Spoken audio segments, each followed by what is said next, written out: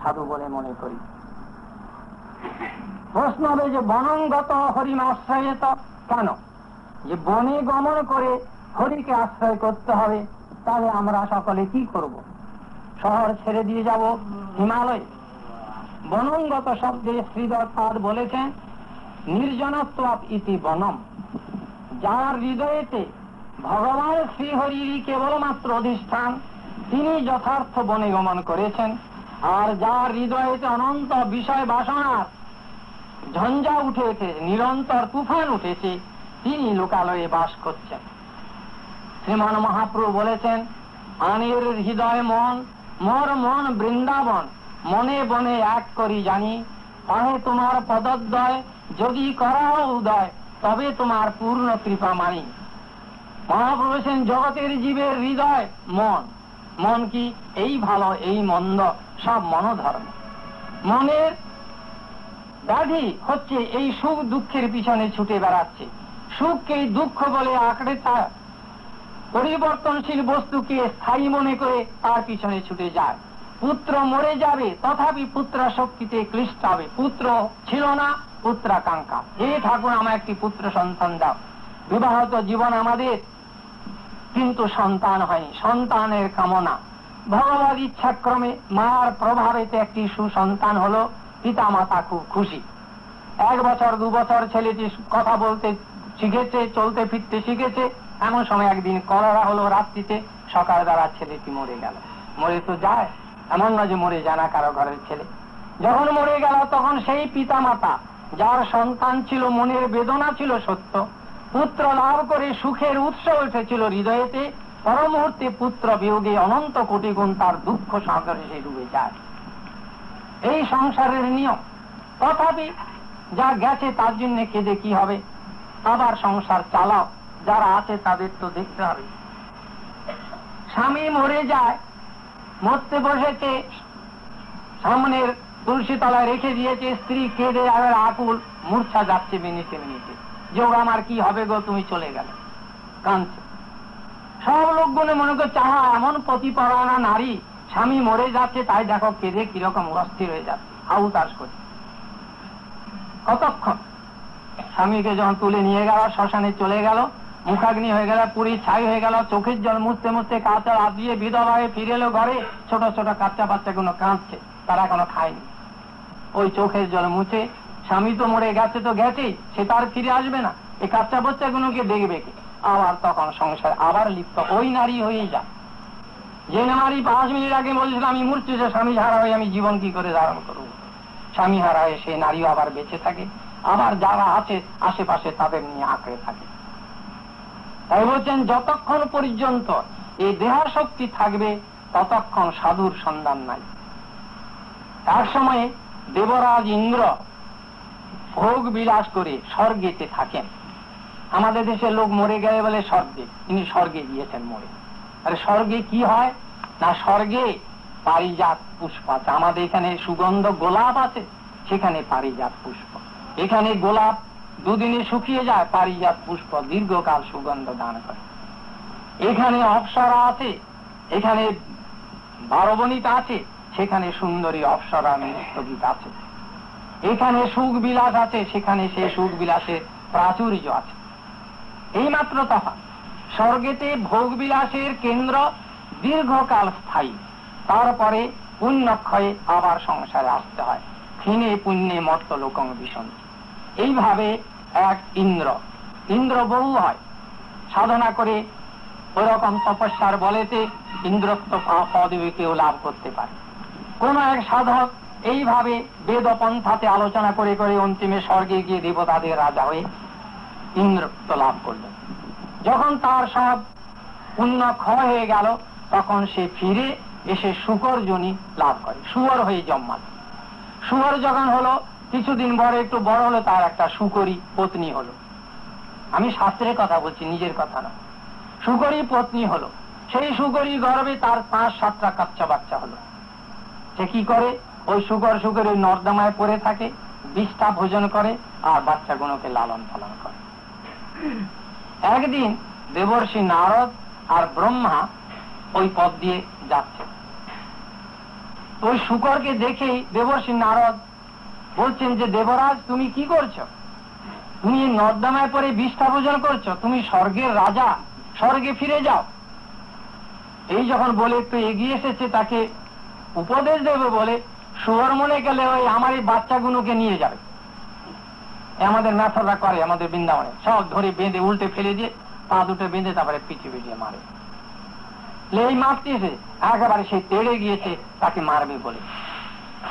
তখন নারদ তো ভয়ে পালায়। তখন ব্রহ্মা বলছে যে প্রভু, এ আপনার কাজ না, এই আমার সৃষ্ট সংসার, এই শুয়োরকে আমি সৃজন করেছি, এই শুয়োরীকে আমি সৃজন করেছি, বাচ্চাগুলো আমার সৃষ্ট বস্তু। আর আপনার উপদেশে শুনবে, আপনার উপদেশ শুনবে না। সাধু ন সাধু মনসা মেনে, এই সাধু বলে মানবেন আপনার কথা। তাহলে কি উপায়? বলে দেখুন আমি আপনাকে রাস্তা বলে দিচ্ছি। ব্রহ্মা একটু এগিয়ে এসে উপদেশ কিছু না, একটা বাচ্চাকে ধরে দুপার ধরে আবার আছড়ে মেরে ফেলে দিয়েছে। তখন শুয়োরী বাকি যে বাচ্চাগুলো আছে সেগুলোকেই ঘুরে ফিরে রাখছে, চারদিকে ঘুরে বেড়াচ্ছে। আর ব্রহ্মা আগিয়ে আসে আর একটা বাচ্চাকে ধরে আর আছড়ে মেরে দেয়। যখন সবগুলো বাচ্চা মরে গেল তখন শুয়োর দেখলো তো আমার সংসার আর কেউ নেই, সবই তো চলে, এখন একমাত্র শুকরই আমার সর্বস্ব। তখন শুকরীকে একবারে আঁকড়ে থেকে থাকলো যে একেই যাতে না মারতে পারে। অন্তিমে ব্রহ্মা শুকরীকেও দিল ধ্বংস করে। তখন হলো তার নির্দেশ, তাই তো যাদের জন্য আমি এত করলাম, সারা জীবন ভোর পালন করলাম, খাওয়ালাম, পড়ালাম, যত্ন করলাম, শত্রুর হাত থেকে বাঁচাবার এত জীবন অর্পণ করেছি, কিন্তু কেউই তো থাকলো না, সবই তো চলে গেল। তাহলে কে কার, তুমি কার বলে জীব করোনা ক্রন্দন, কাতব কান্তা কস্তে পুত্র সংসার অতীব বিচিত্র, কস্য তং বা কুত আয়াত তত্ত্বং চিন্তয় তদিদং ভ্রাত মা গুরু ধনজন গৌরব সর্বম, এই বলে সব আদেশ করছে। তখন ব্রহ্মা বলছেন নারদ প্রভু, গুরুদেব এই সময় আপনার কাজ, এখন আপনি ওই শুকরকে উপদেশ করুন, শুকর দেহধারী দেবরাজ ইন্দ্রকে আপনি উপদেশ করুন, যাতে ওর নিজের জ্ঞান ফিরে আসে যে ও শুয়োর নয়, ও দেবর্ষি, দেবরাজ, দেবতাদের রাজা, স্বর্গবাসী। তখন দেবর্ষি নারদ তার স্বরূপের উপদেশ দিলে সেই শুকর দেহধারী দেবরাজ তিনি দেহ ত্যাগ করে স্বর্গে ফিরে চলে যান। এই যে মানুষের প্রবৃত্তি, যতক্ষণ পর্যন্ত এই দেহাশক্তি থাকবে ততক্ষণ পর্যন্ত সাধুর সন্ধান জীব পায় না। তাই বলেছেন বনঙ্গত আনের হৃদয় মন। মহাপ্রভু বলছেন যত জগতের জীব, তাদের জীবের সব হৃদয়টা ভরে আছে মনেতে। মন কি চায়? সুখ চায়, মন চায় ভোগ, মন চায় বিলাস, মন চায় আমার সবকিছু হোক, আমার জন্য আমার স্ত্রী, আমার জন্য আমার পুত্র, আমার জন্য আমার বাড়ি, সব নিজের জন্য, অপরের জন্য কেউ কিছু করে না। লোকে মনে করে স্বামী স্ত্রীকে দেখছে, পুত্র কন্যাদের পালন করছে, কিছু না, নিজের স্বার্থের জন্য স্ত্রীকে দেখে, নিজের স্বার্থের জন্য পুত্র কন্যাদের দেখে। পুত্র কন্যা যদি পিতা মাতার সেবা করে তার নিজের স্বার্থের জন্য করে। স্বার্থ বিনা সংসারে কেউ নেই। ন তে বিদু স্বার্থ গতি বিষ্ণু দুরাশয় আজে বহিরর্থ মানি অন্ধেন নিয়মানা যথন্দা তেপি স্বতন্ত্রা উরুদামনি বদ্ধা। পরে প্রহ্লাদ এই কথা বলেছে, এই জগতের জীব সব স্বার্থান্ধ। স মানে আত্মা, তার অর্থ প্রয়োজন যে পরমাত্মা বিষ্ণু। ন তে বিদু, এই সংসারী জীব এটা জানে না। ন তে বিষয়ী ন, বিষয়ীগণ এটা জানে না যে সকল স্বার্থের পরাগতি ভগবান বিষ্ণু। কেন? তাদের মন বহির বিষয়ে লিপ্ত। ন তে বিদু স্বার্থ গতি বিষ্ণু দুরাশয় আজে বহিরর্থ মামিন। জগতের জীবের মনটা বহির বিষয় নিয়ে লিপ্ত। তাই মহাপ্রভু বলছেন জগতের জীবের এই দুর্দশা, সারা সংসার এই দুঃখময়, সকলের মনটা হচ্ছে বিষয় নিয়ে ব্যস্ত, বিষয় লালসাতে তারা উন্মত্ত হয়ে আছে। সেই বিষয়ের উন্মত্ততা কিসের?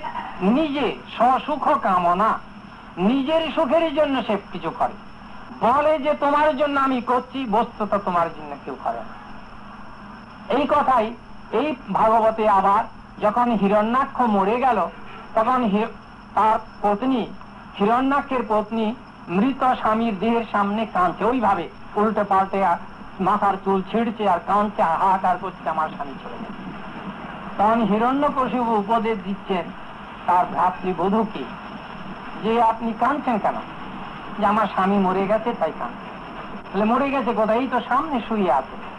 সামনে শুয়ে রয়েছে, এই তো তোমার পতি, যাকে তুমি পতি বলে মনে করেছিলে, সে তো তোমার সামনে রয়েছে।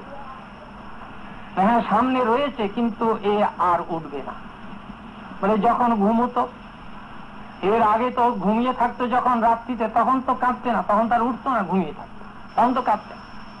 তখন কাঁদতাম না এই জন্যে যে ঘুম ভাঙলে আবার সে উঠবে, আবার আমার সঙ্গে সুখালাপন করবে, আমাকে আদর প্রীতি করবে, খাওয়াবে দাবে, আমাকে দেখবে, তাই জন্য তখন কাঁদতাম না। যে এখন কি? তাহলে এখন এ আর উঠবে না, এই যে শুয়েছে এই নিদ্রে এ আর উঠবে না। তাহলে কেন উঠবে না? বলে তা জানি না, এর ভিতরে একটা কিছু চলে গেছে যা না থাকার দরুন আর এই শরীর ফিরে উঠে দাঁড়াবে না।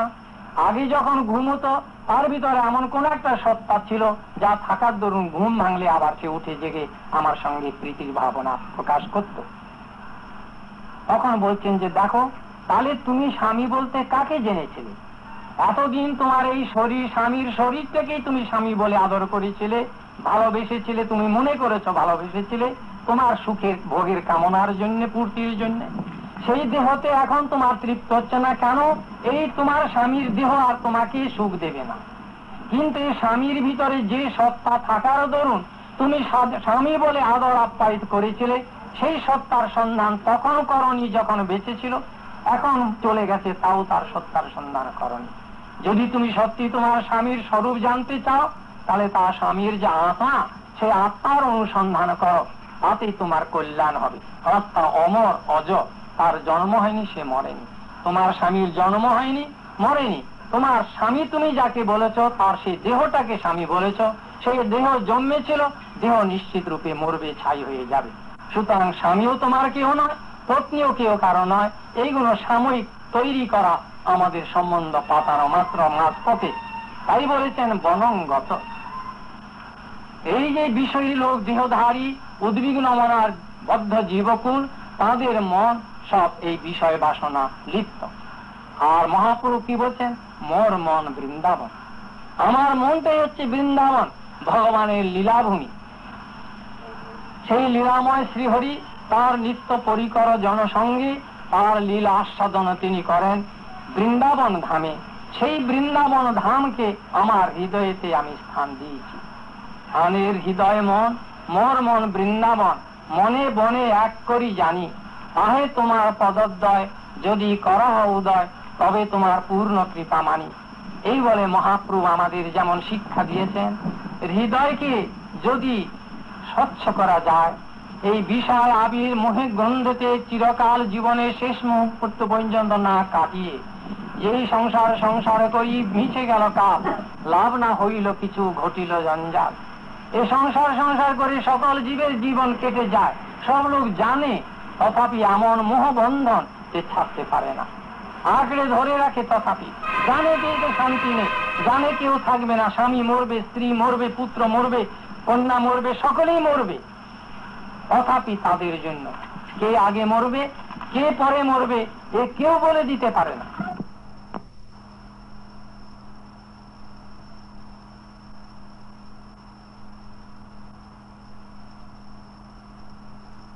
এখানে বিষয়, অনন্ত বিষয়ের চিন্তা অবস্থিতি, সেইটি লোকালয়, সেই হৃদয়টাই বিষয় পরিপূর্ণ। তাই প্রহ্লাদ বলছেন যে বাড়ি ছেড়ে, শহর ছেড়ে হিমালয়েতে চলে যাওয়াটাই হরিপদাশ্রয় নয়, হরিপদাশ্রিত হৃদয়ই বনগমন। অর্থাৎ হৃদয়েতে হরি চিন্তন ব্যতিরেকে অন্য কোন চিন্তার দ্বারা এই উদ্বিগ্ন মনা বদ্ধ জীবকুলের এই যে স্থূল সূক্ষ্ম দেহেতে আবদ্ধ চিত্ত হয়ে তারা আত্মবিভ্রম হয়ে গেছে, তাদের পক্ষে হে দৈত্যকুল বরিজ, আমি এইটি সাধু মনে করি, সর্বতভাবে ভগবান শ্রীহরির চরণাশ্রয় করা ছাড়া অন্য কোন রাস্তা নেই। আর বলা হবে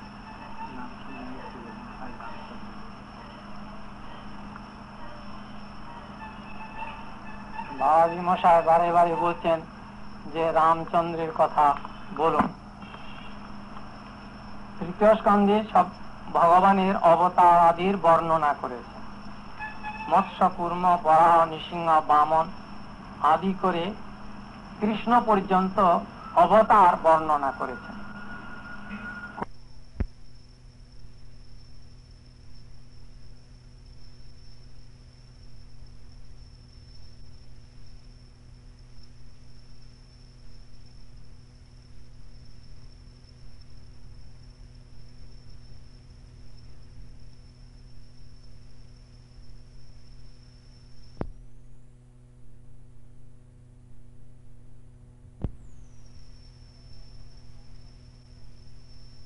বারে বারে বলছেন যে রামচন্দ্রের কথা বলুন।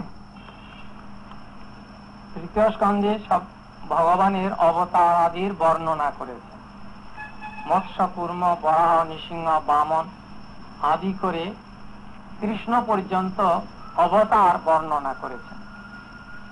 করে অবতার গণের ভিতরে কৃষ্ণ ও অবতার বর্ণনা করার পরে বলছেন এতের চাংশ কলাপুংস কৃষ্ণস্তু ভগবান স্বয়ং ইন্দ্রারি ব্যাকুলং লোকং মিলয়ন্তি যুগে যুগে।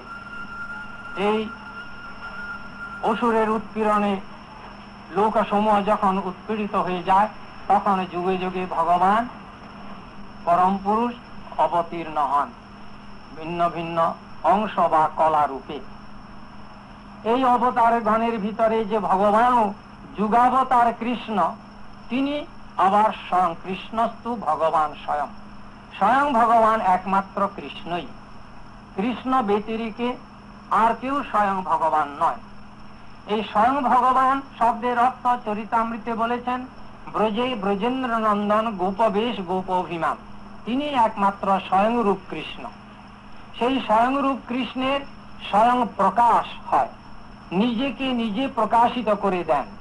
সেই স্বয়ং প্রকাশের দুই রূপ প্রাভব এবং বৈভব ভেদে স্বয়ংরূপ কৃষ্ণ নিজেকে প্রকাশিত করে দেন। স্বয়ং প্রকাশের প্রাভব মূর্তিতে মহিষী বিবাহে যথা যথা কৈলোর আসে। একই কৃষ্ণ দ্বিভুজ মূর্তি, শ্যামল মূর্তি, পীতবসনধারী, কিন্তু বহু মূর্তি একই সঙ্গে যুগপৎ প্রকট করে থাকেন। ব্রজেন্দ্র নন্দন কৃষ্ণ স্বয়ংরূপ একলা, সেখানে দুই নেই, কিন্তু সেই একলা কৃষ্ণ দ্বিভুজ মুরলীবদন গোপবেশ গোপাভিমানী কৃষ্ণ স্বয়ংরূপ, যিনি সেই স্বয়ংরূপের স্বয়ং প্রকাশের প্রাভব মূর্তি হচ্ছেন যেমন মহিষীর বিবাহেতে ভিন্ন ভিন্ন প্রকোষ্ঠেতে 16,108 মহিষীকে একই সময়ে বিবাহ করেছিল।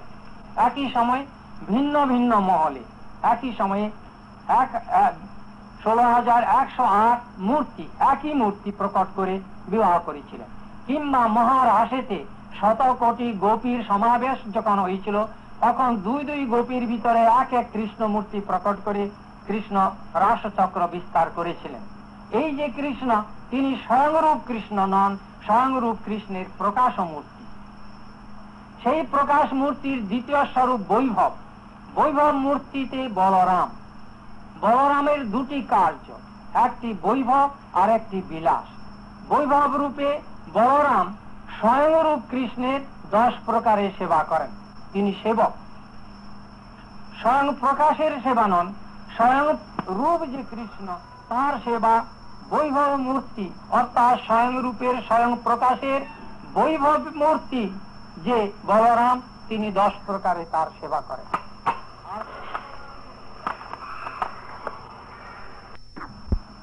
অর্থাৎ দ্বারকার কৃষ্ণ এবং স্বয়ং রূপের স্বয়ং প্রকাশের বৈভব মূর্তির বিলাস বিগ্রহ রূপে আদি চতুর্ভুজ বাসুদেব শঙ্কর্ষণ প্রদ্যুম্ন অনিরুদ্ধ মথুরাপুরে দ্বারকাপুরে, কখনো দুভুজ কখনো চতুর্ভুজ, ঐশ্বর্য মাধুর্য যুক্ত মূর্তি। এই যে আদি চতুর্ভুজ অর্থাৎ মথুরাপুরে দ্বারকাপুরে যে শঙ্কর্ষণ বলরাম, সেই শঙ্কর্ষণ বলরাম হতে দ্বিতীয় চতুর্ভুজ বাসুদেব শঙ্কর্ষণ প্রদ্যুম্ন অনিরুদ্ধ, একই নাম কিন্তু চতুর্ভুজ। শঙ্খ চক্র গদা পদ্ম ভেদেতে অস্ত্র ভেদে 24 প্রকারে বিষ্ণু মূর্তি তা হতে প্রকাশিত হয়েছে। দক্ষিণের নিম্নহস্ত, দক্ষিণের ঊর্ধ্বহস্ত, বায়ের ঊর্ধ্বহস্ত এবং বায়ের নিম্নহস্ত, এই স্তর ভেদেতে, এই প্রকারেতে অস্ত্র ভেদ যখন হয়, সেই অনুসারে এই দ্বিতীয় চতুর্ভুজ যে বাসুদেব, শঙ্কর্ষণ, প্রদ্যুম্ন, অনিরুদ্ধ সকলেই বিষ্ণু মূর্তি, চতুর্ভুজ কেবল ঐশ্বর্য বিগ্রহ, তাদের প্রত্যেকের দুটি বিলাস, দুটি অংশ, তিনটি করে বিলাস বিগ্রহ প্রকাশিত হয়। বাসুদেব, দ্বিতীয় চতুর্ভুজের বাসুদেবের দুইটি অংশ আর তিনটি বিলাস, তেমনি শঙ্কর্ষণের দুই অংশ, তিন বিলাস, তেমনি প্রদ্যুম্ন, তেমনি অর্থাৎ চার পাঁচা 20, এই 20 মূর্তি এবং আদি চতুর্ভুজ এই 4, এই 24, এই 24 বিষ্ণু অবতার বৈকুণ্ঠের পরভূমিতে তাঁদের স্থিতি। এই বিষ্ণু অবতার গণের অভ্যন্তরে ভগবান রামচন্দ্রের অধিষ্ঠান, স্বয়ং রূপ কৃষ্ণ নহেন। ভগবান রাম এই সকলেই বিষ্ণু, বিষ্ণু দত্ত সকলেই পূর্ণ বস্তু ভগবান, কিন্তু পূর্ণ হতে পূর্ণের প্রকাশ হলেও আদি পূর্ণ কেবলমাত্র সর্বেশ্বরেশ্বর, সর্বকারণ কারণ স্বয়ং রূপ কৃষ্ণ, ব্রজেন্দ্র নন্দন, গোপবেশ, গোপ বিলাসী, অপর কেউ নয়। সুতরাং রামচন্দ্র স্বয়ং ভগবান, সত্য পূর্ণ বস্তু, পূর্ণ ভগবান, কিন্তু সর্ব আদি কারণ ভাগবতের বিচার অনুসারে, শ্রী চৈতন্য দেবের শিক্ষানুসারে, তার সিদ্ধান্ত বিচারে ভগবান রামচন্দ্র ভগবানের অংশ বিগ্রহ, কৃষ্ণের অংশ বিগ্রহ রূপে তিনি অবতীর্ণ হয়েছেন। যদিও তত্ত্বত বস্তু এক, কিন্তু লীলা ভেদ আছে। লীলাভেদ কি রকম?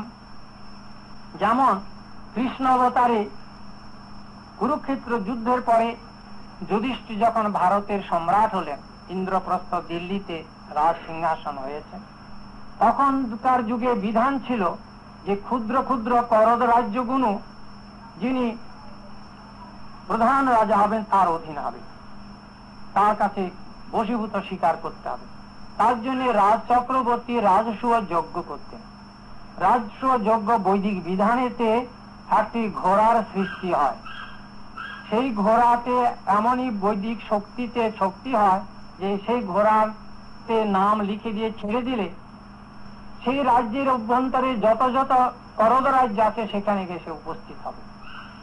এবং কোন রাজা যদি রাজ চক্রবর্তীর সঙ্গে স্বীকার না করে তাকে প্রাধান্য, তবে সেই ঘোড়া সে আটকে রেখে দিলে তখন তার সঙ্গে যুদ্ধ হবে। এই বিধান ছিল পূর্বকালে।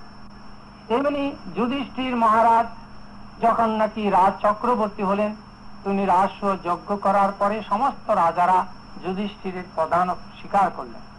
তখন রাজসূয় যজ্ঞের সময় সমস্ত সমন্তক রাজাদের এবং সব দেব দেবীদের সকলকে আহ্বান করেছে এবং বজরাঙ্গজি হনুমানকেও আহ্বান করেছে। কৃষ্ণ যেতে বললেন যে দেখুন সকলে সকল ভিন্ন ভিন্ন কাজের ভার দিয়েছে। কর্ণকে ভার দিলেন যে ভান্ডার সব দান করবে, যে যত চাইবে তাকে সব দান করবে, ভান্ডার দিলেন কর্ণ। কৃষ্ণ বললেন যে দেখুন মহারাজ, আজ আপনার দ্বারেতে বহু অতিথি আসবে, তাদের যথাযোগ্য সম্মান হওয়া উচিত। তাই আমি এই কাজের সেবার ভার নিই যে আমি দ্বার দেশে অপেক্ষা করব, সব অতিথিগণকে আমি অভ্যর্থনা করব। মহারাজ যুধিষ্ঠির বললেন আপনার যা ইচ্ছা তাই করুন। সব রিসিভ করে ক্রমশ দেখতেন যে বজরাঙ্গজি আসছেন দূর থেকে, হনুমান রামচন্দ্রের ভক্ত। কৃষ্ণ তো ভগবান অন্তর্যামী। এখন রাষ্ট্রযোগের বিধান হচ্ছে যারাই আসবে এসে সেই সিংহাসনে উপবিষ্ট রাজার নিকটে নতশির হতে হবে, সুতরাং তার বশ্যতা স্বীকার করবে। কৃষ্ণ ভাবলেন এই হনুমান তো যুধিষ্ঠিরের সামনে মাথা নোয়াবে না, আর যদি এসে রাজসভায় প্রবেশ করে যদি মাথা নিচু না করে তাহলে যুদ্ধ আরম্ভ হয়ে যাবে। কেন যুধিষ্ঠির তাকে তার সঙ্গে যুদ্ধ করতে হবে, তাহলে সে রাজপ্রস্তা পূর্ণ হবে না। তখন নিজে বুদ্ধি করে দেখলেন যে তো হবে না, তিনি দরজা ছেড়ে দিয়ে খুব শীঘ্র করে মহারাজের সিংহাসনের পিছনে গিয়ে দাঁড়ালেন। সিংহাসনে বসে আছে, সামনে দরজা দিয়ে আসবে, আর কৃষ্ণ যুধিষ্ঠিরের পিছনে সিংহাসন ধরে দাঁড়িয়ে থাকলেন। মনে করলেন যে প্রবেশ তো করবে, এসে আগে রাজার দিকে তাকাতে আমায় দেখবে, আমায় দেখলে আমারই তো চিরভৃত্য, আমাকে প্রণাম করবে, সভাসদগণ জানবে যে রাজাকেই সম্মান দেখাল। এই মনে করে কৃষ্ণ দাঁড়িয়ে আছে। কিন্তু হনুমানজি দরজাতে প্রবেশ করে রাজ দরবারের দরজাতে প্রবেশ করে এদিক ওদিক তাকাচ্ছে, মাথা নিচু করছে না। মুহূর্তে চোখের পলকে কৃষ্ণ বলছেন, ভাবছেন তো বুঝেছি, এই হনুমান আমার এই কৃষ্ণ রূপেতে এর আদর নেই, আমার রাম মূর্তি না হলে এ মাথা নত করবে না। চোখের পলকে কৃষ্ণ তিনি ধনুবাণ ধারণ করে রাম মূর্তি প্রকাশ করেন। সঙ্গে সঙ্গে হনুমান সাষ্টাঙ্গ প্রণাম করে সভাসদ হয়ে যাওয়ার পরে কৃষ্ণ ফিরে এসে হনুমানকে ডেকে বলছে, হনুমান, আমি কৃষ্ণ রূপে যখন দাঁড়ালাম তুমি আমায় প্রণাম করলে না কেন? তখন হনুমান বলছেন, প্রভু, শ্রীনাথে জানকী নাথে অভেদ পরমাত্মনি তথাপি মম সর্বস্ব রাম কমল লোচন। প্রভু, আমি জানি তুমি বৈকুণ্ঠেশ্বর, তুমি লক্ষ্মীপতি, তুমি নারায়ণ, আর আমার রামচন্দ্রকে অভিন্ন। কিন্তু যদিও রাম আর তোমাতে কোনো ভেদ নেই হে কৃষ্ণ, কিন্তু আমার জন্য আমার রামই আমার জীবন সর্বস্ব।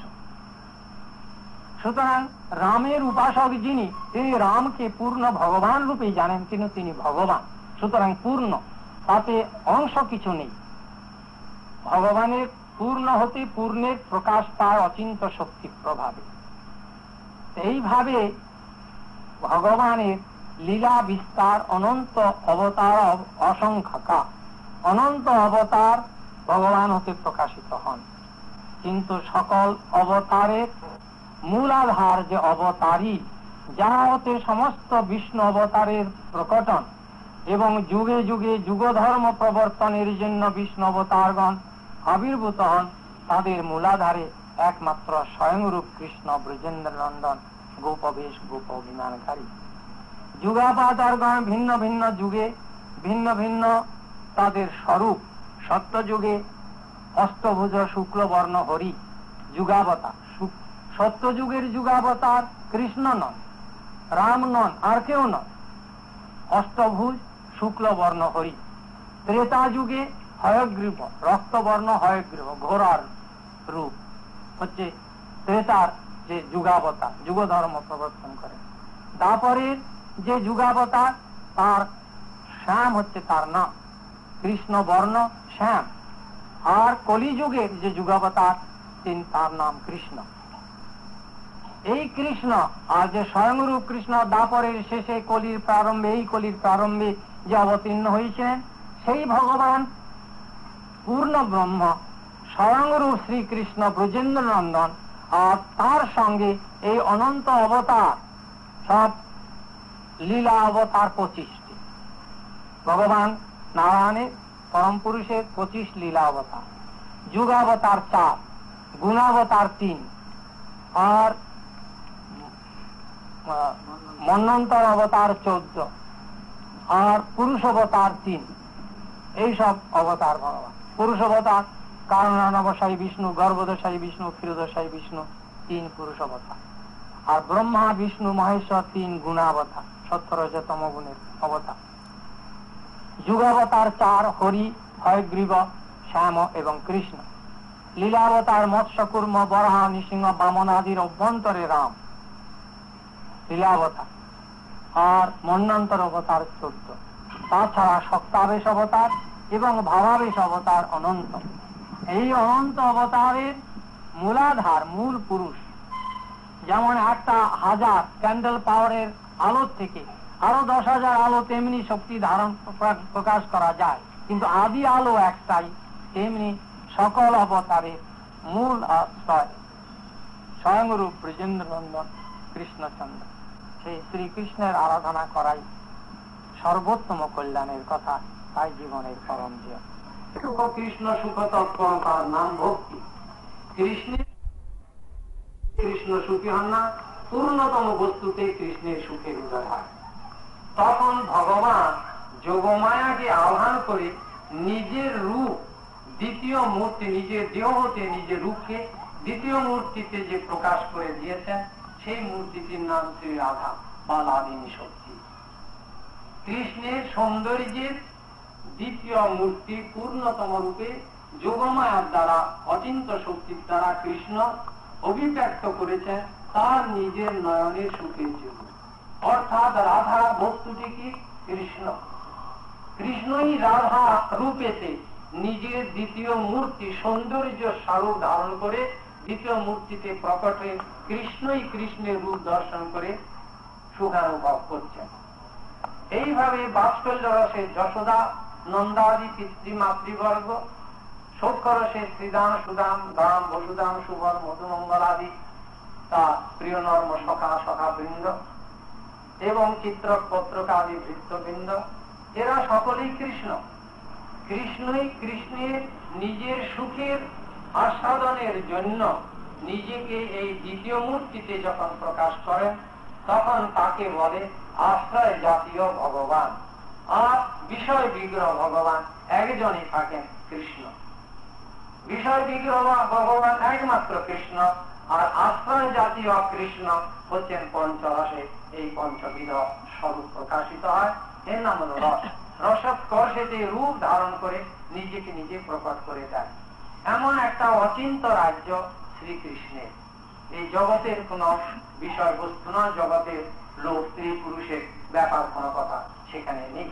কৃষ্ণই নিজেকে যে ভিন্ন ভিন্ন রসেতে রস আস্বাদন করবার জন্য নিজের স্বরূপকে পঞ্চবিধ রূপেতে একই সময়েতে প্রকাশ করে এই পঞ্চবিধ রস তিনি আস্বাদন করেন। আস্বাদক একমাত্র কৃষ্ণ, আর আস্বাদ্য পঞ্চরসাশ্রিত আশ্রয় বিগ্রহগণ। রাধিকা মধুরতিতে বসি জনসঙ্গে তার লীলা আস্বাদন তিনি করেন বৃন্দাবন ধামে। সেই বৃন্দাবন ধামকে আমার হৃদয়েতে আমি স্থান দিয়েছি। ধানের হৃদয় মন, মোর মন বৃন্দাবন, মনে বনে এক করি জানি। তাহে তোমার পদোদয় যদি করহ উদয়, তবে তোমার পূর্ণ কৃপা মানি। এই বলে মহাপ্রভু আমাদের যেমন শিক্ষা দিয়েছেন, হৃদয়কে যদি স্বচ্ছ করা যায়, এই বিষয় আবির মোহে গন্ধতে চিরকাল জীবনের শেষ মুহূর্ত পর্যন্ত না কাটিয়ে যেই সংসার সংসার করি ভিঁচে গেল কাল, লাভ না হইল কিছু ঘটিল জঞ্জাল। এই সংসার সংসার করে সকল জীবের জীবন কেটে যায়, সব লোক আঁকড়ে ধরে রাখে, তথাপি জানে কিন্তু শান্তি নেই, জানে কেউ থাকবে না, স্বামী মরবে, স্ত্রী মরবে, পুত্র মরবে, কন্যা মরবে, সকলেই মরবে। তথাপি তাদের জন্য কে আগে মরবে কে পরে মরবে এ কেউ বলে দিতে পারে না।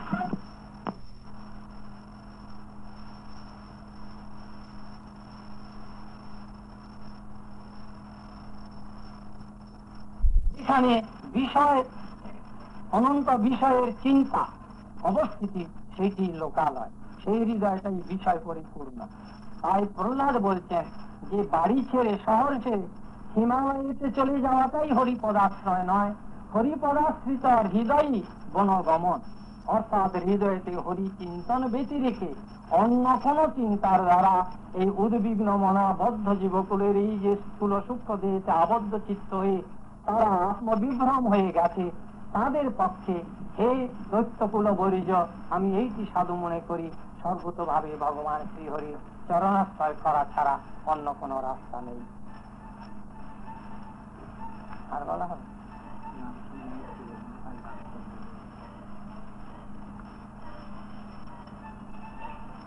বাবাজি মশাই বারে বারে বলছেন যে রামচন্দ্রের কথা বলুন। তৃতীয় স্কন্ধে সব ভগবানের অবতার আদির বর্ণনা করেছেন।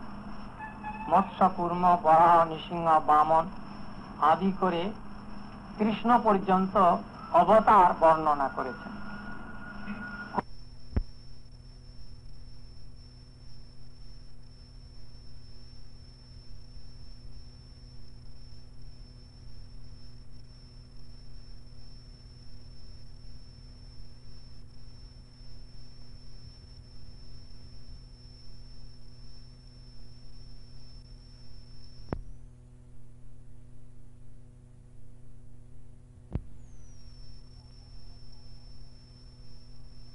বারে বারে বলছেন যে রামচন্দ্রের কথা বলুন। তৃতীয় স্কন্ধে সব ভগবানের অবতার আদির বর্ণনা করেছেন। মৎস্য কুর্ম বরাহ নৃসিংহ বামন আদি করে কৃষ্ণ পর্যন্ত অবতার বর্ণনা করেছেন। করে অবতার গণের ভিতরে কৃষ্ণ ও অবতার বর্ণনা করার পরে বলছেন, এতের চাংশ কলাপুংস কৃষ্ণস্তু ভগবান স্বয়ং ইন্দ্রারি ব্যাকুলং লোকং মিলয়ন্তী যুগে যুগে। এই অসুরের উৎপীড়নে লোকসমূহ যখন উৎপীড়িত হয়ে যায়, তখন যুগে যুগে ভগবান পরম পুরুষ অবতীর্ণ হন ভিন্ন ভিন্ন অংশ বা কলা রূপে। এই অবতার গণের ভিতরে যে ভগবানও যুগাবতার কৃষ্ণ, তিনি আবার স্বয়ং কৃষ্ণস্তু ভগবান স্বয়ং। স্বয়ং ভগবান একমাত্র কৃষ্ণই, কৃষ্ণ ব্যতিরেকে আর কেউ স্বয়ং ভগবান নয়। এই স্বয়ং ভগবান শব্দের অর্থ চরিতামৃতে বলেছেন, ব্রজে ব্রজেন্দ্র নন্দন গোপবেশ গোপভিমান। তিনি একমাত্র স্বয়ংরূপ কৃষ্ণ। সেই স্বয়ংরূপ কৃষ্ণের স্বয়ং প্রকাশ হয়, নিজেকে নিজে প্রকাশিত করে দেন। সেই স্বয়ং প্রকাশের দুই রূপ, প্রাভব এবং বৈভব ভেদে স্বয়ংরূপ কৃষ্ণ নিজেকে প্রকাশিত করে দেন। স্বয়ং প্রকাশের প্রাভব মূর্তিতে মহিষী বিবাহে যথা যথা কইল রাসে। একই কৃষ্ণ দ্বিভুজ মূর্তি, শ্যামলা মূর্তি, পীতবসনধারী, কিন্তু বহু মূর্তি একই সঙ্গে যুগপৎ প্রকট করে থাকেন।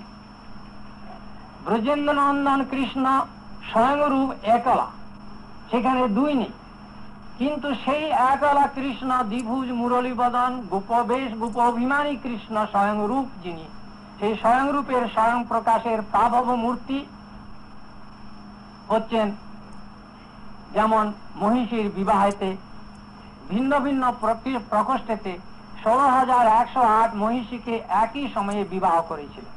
একই সময় ভিন্ন ভিন্ন মহলে একই সময়ে 16,108 মূর্তি, একই মূর্তি প্রকট করে বিবাহ করেছিলেন।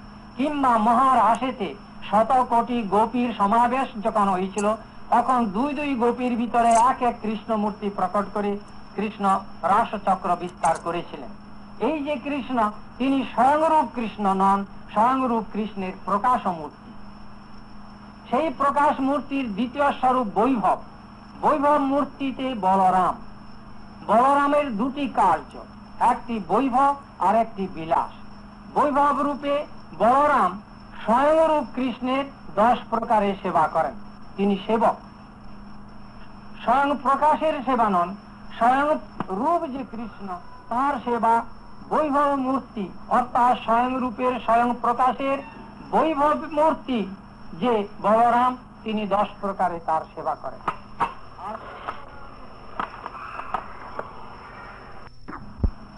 অর্থাৎ দ্বারকার কৃষ্ণ এবং স্বয়ং রূপের স্বয়ং প্রকাশের বৈভব মূর্তির বিলাস বিগ্রহ রূপে আদি চতুর্ভুজ বাসুদেব শঙ্কর্ষণ প্রদ্যুম্ন অনিরুদ্ধ মথুরাপুরে দ্বারকাপুরে, কখনো দুভুজ কখনো চতুর্ভুজ, ঐশ্বর্য মাধুর্য যুক্ত মূর্তি। এই যে আদি চতুর্ভুজ অর্থাৎ মথুরাপুরে দ্বারকাপুরে যে শঙ্কর্ষণ বলরাম, সেই শঙ্কর্ষণ বলরাম হতে দ্বিতীয় চতুর্ভুজ বাসুদেব শঙ্কর্ষণ প্রদ্যুম্ন অনিরুদ্ধ, একই নাম কিন্তু চতুর্ভুজ। শঙ্খ চক্র গদা পদ্ম ভেদেতে অস্ত্র ভেদে 24 প্রকারে বিষ্ণু মূর্তি তা হতে প্রকাশিত হয়েছে। দক্ষিণের নিম্নহস্ত, দক্ষিণের ঊর্ধ্বহস্ত, বায়ের ঊর্ধ্বহস্ত এবং বায়ের নিম্নহস্ত, এই স্তর ভেদেতে, এই প্রকারেতে অস্ত্র ভেদ যখন হয়, সেই অনুসারে এই দ্বিতীয় চতুর্ভুজ যে বাসুদেব শঙ্কর্ষণ প্রদ্যুম্ন অনিরুদ্ধ সকলেই বিষ্ণু মূর্তি, চতুর্ভুজ কেবল ঐশ্বর্য বিগ্রহ। আমাদের প্রত্যেকের দুটি বিরাট বাসুদেব, দ্বিতীয় চতুর্ভুজ বাসুদেবের 2টি অংশ আর 3টি বিরাট। তেমনি শঙ্কর্ষণের 2 অংশ 3 বিরাট, তেমনি প্রদ্যুম্ন তেমনি, অর্থাৎ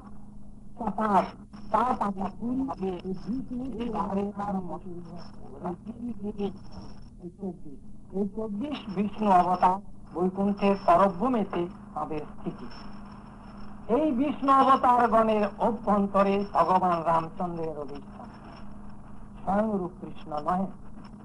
ভগবান রাম এই সকলেই বিষ্ণু, বিষ্ণু দত্ত সকলেই পূর্ণ বস্তু ভগবান, কিন্তু পূর্ণ হতে পূর্ণের প্রকাশ হলেও আদি পূর্ণ কেবলমাত্র সর্বেশ্বরেশ্বর সর্বকারণ কারণ স্বয়ংরূপ কৃষ্ণ ব্রজেন্দ্র নন্দন গোপবেশ গোপ বিলাসী, অপর কেউ নয়। সুতরাং রামচন্দ্র স্বয়ং ভগবান সত্য, পূর্ণ বস্তু, পূর্ণ ভগবান। কিন্তু সর্ব আদি কারণ ভাগবতের বিচার অনুসারে, শ্রী চৈতন্য দেবের শিক্ষানুসারে, তার সিদ্ধান্ত বিচারে ভগবান রামচন্দ্র ভগবানের অংশ বিগ্রহ, কৃষ্ণের অংশ বিগ্রহ রূপে তিনি অবতীর্ণ হয়েছেন। যদিও তত্ত্বত বস্তু এক, কিন্তু লীলা ভেদ আছে। লীলা ভেদ কিরকম? যেমন কৃষ্ণ অবতারে কুরুক্ষেত্র যুদ্ধের পরে যুধিষ্ঠির যখন ভারতের সম্রাট হলেন, ইন্দ্রপ্রস্থ দিল্লিতে রাজ সিংহাসন হয়েছে, তখনকার যুগে বিধান ছিল যে ক্ষুদ্র ক্ষুদ্র করদ রাজ্যগুলো যিনি প্রধান রাজা হবেন তার অধীন হবে, তার কাছে বশীভূত স্বীকার করতে হবে। তার জন্য রাজ চক্রবর্তী রাজসূয় যজ্ঞ করতেন। রাজসূয় যজ্ঞ বৈদিক বিধানেতে একটি ঘোড়ার সৃষ্টি হয়। সেই ঘোড়াতে এমনই বৈদিক শক্তিতে শক্তি হয় যে সেই ঘোড়াতে নাম লিখে দিয়ে ছেড়ে দিলে সেই রাজ্যের অভ্যন্তরে যত যত করদ রাজ্য আছে সেখানে গিয়ে সে উপস্থিত হবে। এবং কোন রাজা যদি রাজ চক্রবর্তীর সঙ্গে স্বীকার না করে তাকে প্রাধান্য, তবে সেই ঘোড়া সে আটকে রেখে দিলে তখন তার সঙ্গে যুদ্ধ হবে। এই বিধান ছিল পূর্বকালে। তেমনি যুধিষ্ঠির মহারাজ যখন নাকি রাজ চক্রবর্তী হলেন, তিনি রাজস্ব যজ্ঞ করার পরে সমস্ত রাজারা যুধিষ্ঠিরের প্রধান স্বীকার করলেন। তখন রাজস্ব যজ্ঞের সময় সমস্ত সমন্তক রাজাদের এবং সব দেব দেবীদের সকলকে আহ্বান করেছে এবং বজরাঙ্গজি হনুমানকেও আহ্বান করেছে। কৃষ্ণ যেতে বললেন যে দেখুন সকলে সকল ভিন্ন ভিন্ন কাজের ভার দিয়েছে। কর্ণকে ভার দিলেন যে ভান্ডার সব দান করবে, যে যত চাইবে তাকে সব দান করবে, ভান্ডার দিলেন কর্ণ। কৃষ্ণ বললেন যে দেখুন মহারাজ, আজ আপনার দ্বারেতে বহু অতিথি আসবে, তাদের যথাযোগ্য সম্মান হওয়া উচিত। তাই আমি এই কাজের সেবার ভার নিই যে আমি দ্বার দেশে অপেক্ষা করব, সব অতিথিগণকে আমি অভ্যর্থনা করব। মহারাজ যুধিষ্ঠির বললেন আপনার যা ইচ্ছা তাই করুন। সব রিসিভ করে ক্রমশ দেখছেন যে বজরাঙ্গজি আসছেন দূর থেকে, হনুমান রামচন্দ্রের ভক্ত। কৃষ্ণ তো ভগবান অন্তর্যামী। এখন রাষ্ট্রযোগের বিধান হচ্ছে যারাই আসবে এসে সেই সিংহাসনে উপবিষ্ট রাজার নিকটে নতশির হতে হবে, সুতরাং তার বশ্যতা স্বীকার করবে। কৃষ্ণ ভাবলেন এই হনুমান তো যুধিষ্ঠিরের সামনে মাথা নোয়াবে না, আর যদি এসে রাজসভায় প্রবেশ করে যদি মাথা নিচু না করে তাহলে যুদ্ধ আরম্ভ হয়ে যাবে। কেন যুধিষ্ঠির তাকে তার সঙ্গে যুদ্ধ করতে হবে, তাহলে সে রাজপ্রসাদ পূর্ণ হবে না। তখন নিজে বুদ্ধি করে দেখলেন যে তো হবে না, তিনি দরজা ছেড়ে দিয়ে খুব শীঘ্র করে মহারাজের সিংহাসনের পিছনে গিয়ে দাঁড়ালেন। সিংহাসনে বসে আছে, সামনে দরজা দিয়ে আসবে, আর কৃষ্ণ যুধিষ্ঠিরের পিছনে সিংহাসন ধরে দাঁড়িয়ে থাকলেন। মনে করলেন যে প্রবেশ তো করবে, এসে আগে রাজার দিকে তাকাতে আমায় দেখবে, আমায় দেখলে আমারই তো চিরভৃত্য, আমাকে প্রণাম করবে, সভাসদগণ জানবে যে রাজাকেই সম্মান দেখাল। এই মনে করে কৃষ্ণ দাঁড়িয়ে আছে। কিন্তু হনুমানজি দরজাতে প্রবেশ করে, রাজ দরবারের দরজাতে প্রবেশ করে এদিক ওদিক তাকাচ্ছে, মাথা নিচু করছে না। মুহূর্তে চোখের পলকে কৃষ্ণ বলছেন, ভাবছেন তো বুঝেছি, এই হনুমান আমার এই কৃষ্ণ রূপেতে এর আদর নেই, আমার রাম মূর্তি না হলে এই মাথা নত করবে না। চোখের পলকে কৃষ্ণ তিনি ধনুর্বাণ ধারণ করে রাম মূর্তি প্রকাশ করেন। সঙ্গে সঙ্গে হনুমান সাষ্টাঙ্গ প্রণাম করে সভাসদ হয়ে যাওয়ার পরে কৃষ্ণ ফিরে এসে হনুমানকে ডেকে বলছে, হনুমান আমি কৃষ্ণ রূপে যখন দাঁড়ালাম তুমি আমায় প্রণাম করলে না কেন? তখন হনুমান বলছেন, প্রভু শ্রীনাথে জানকী নাথে অভেদ পরমাত্মনি তথাপি মম সর্বস্ব রাম কমল লোচন। প্রভু আমি জানি তুমি বৈকুণ্ঠেশ্বর, তুমি লক্ষ্মীপতি, তুমি নারায়ণ, আর আমার রামচন্দ্রকে অভিন্ন। কিন্তু যদিও রাম আর তোমাতে কোনো ভেদ নেই হে কৃষ্ণ, কিন্তু আমার জন্য আমার রামই আমার জীবন সর্বস্ব। সুতরাং রামের উপাসক যিনি, এই রামকে পূর্ণ ভগবান রূপেই জানেন, কিন্তু তিনি ভগবান, সুতরাং পূর্ণ, তাতে অংশ কিছু নেই। ভগবানের পূর্ণ হতে পূর্ণের প্রকাশ পায় অচিন্ত শক্তির প্রভাবে।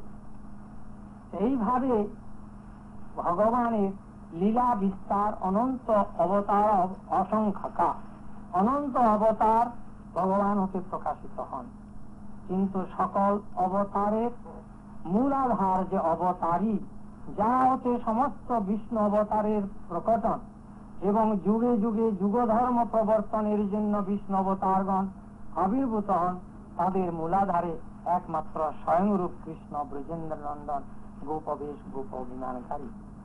যুগাবতারগণ ভিন্ন ভিন্ন যুগে ভিন্ন ভিন্ন তাদের স্বরূপ। সত্য যুগে অষ্টভুজ শুক্লবর্ণ হরি যুগাবতার, সত্য যুগের যুগাবতার কৃষ্ণ নন, রাম নন, আর কেউ নন, অষ্টভুজ শুক্লবর্ণ হরি। ত্রেতা যুগে হয়গ্রীব, রক্তবর্ণ হয়গ্রীব, ঘোড়ার রূপ হচ্ছে ত্রেতার যে যুগাবতার, যুগ ধর্ম প্রবর্তন করে। তারপরের যে যুগাবতার, তার শ্যাম হচ্ছে তার নাম, কৃষ্ণ বর্ণ শ্যাম। আর কলিযুগের যে যুগাবতার, তিনি তার নাম কৃষ্ণ। এই কৃষ্ণ আর যে স্বয়ংরূপ কৃষ্ণ দাপরের শেষে কলির প্রারম্ভে, এই কলির প্রারম্ভে যে অবতীর্ণ হয়েছেন, সেই ভগবান পূর্ণ ব্রহ্ম স্বয়ংরূপ শ্রীকৃষ্ণ ব্রজেন্দ্র নন্দন। আর তার সঙ্গে এই অনন্ত অবতার, সব লীলা অবতার 25টি। ভগবান নারায়ণের পরম পুরুষের 25 লীলা অবতার, যুগাবতার 4, গুণাবতার 3, আর মন্বন্তর অবতার 14, আর পুরুষ অবতার 3। এইসব অবতার ভগবান। পুরুষ অবতার কারণানবসায়ী বিষ্ণু, গর্ভদশায়ী বিষ্ণু, ক্ষীরদশায়ী বিষ্ণু, 3 পুরুষ অবতার।